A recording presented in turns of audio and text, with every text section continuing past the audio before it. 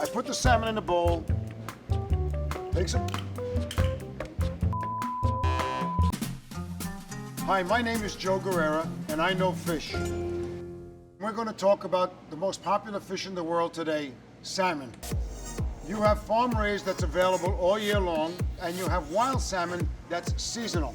There might be some controversy about farm salmon versus wild, but all organic salmon has to be farmed, otherwise it's not organic. Here at Citarella, we deal with wild fishermen and salmon farmers that have sustainable and responsible practices.